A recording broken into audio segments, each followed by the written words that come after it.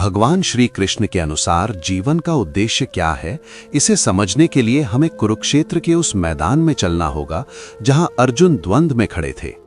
यहां एक छोटी सी कहानी के माध्यम से इसका सार समझते हैं। कहानी अर्जुन की दुविधा और कृष्ण का बोध। कुरुक्षेत्र की रणभूमि में शंखनाद हो चुका था, लेकिन अर्जुन के हाथ कांप रहे थे। उन्होंने अपने धनुष गांडीव को नीचे रख दिया और श्री कृष्ण से कहा, हे केशव, क्या इस रक्तपात और विजय के लिए अपनों को मारना ही मेरे जीवन का उद्देश्य है? क्या जीवन केवल धन, पद और प्रतिष्ठा की प्राप्ति के लिए है? तब भगवान श्री कृष्ण मुस्कुराए और उन्होंने वो सत्य कहा जो आज भी हर मनुष्य के लिए मार्गदर्शक है। 1. कर्म ही पूजा है, द पाथ ऑफ एक्शन।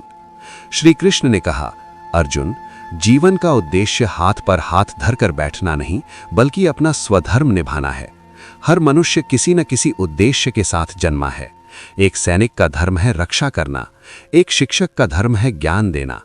फल की चिंता किए बिना अपना श्रेष्ठ कर्म करना ही जीवन का पहला उद्देश्य है। 2. मोह से मुक्ति, डिटैचमेंट। अर्जुन अपनों के मोह में बंधे थे। कृष्ण ने समझाया कि जीवन का उद्देश्य शरीर को बचाना नहीं, बल्कि आत्मा की यात्रा को समझना है। आत्मा अमर है। हम यहाँ चीजों को इकट्ठा करने नहीं आए हैं, बल्कि अनुभवों और ज्ञान के माध्यम से विकसित होने आए हैं। 3. इंद्रियों पर विजय, सेल्फ मास्टरी। कृष्ण ने एक बहुत सुंदर बात कही, मनुष्य का मन ही उसका सबसे बड़ा मित्र है और वही उसका सबसे बड़ा शत्रु भी है। जीवन का एक बड़ा उद्देश्य अपनी इंद्रियों और अपने मन पर विजय प्राप्त करना है।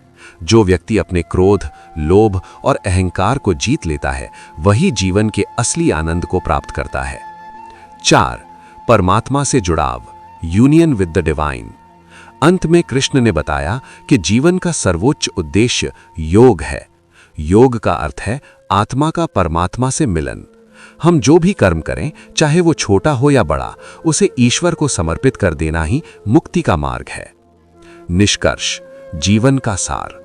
श्री कृष्ण के अनुसार जीवन का असली उद्देश्य निष्काम कर्म है, यानी अपनी पूरी शक्ति से अपना कर्तव्य निभाना, परिणाम रिजल्ट्स की चिंता में खुद को न घुलाना, संसार में रहते हुए भी बुराइयों से अछूता रहना, जैसे कमल का फूल कीचड़ में रहकर भी साफ रहता है। संक्षेप में कहें तो खुद को जानना, अपने कर्तव्य को पूरी ईमानदारी से निभाना और हर परिस्थिति में शांत रहकर ईश्वर के प्रति समर्पित रहना ही जीवन का वास्तविक उद्देश्य है। कर्मण्येवाधिकारस्ते मा फलेषु कदाचन।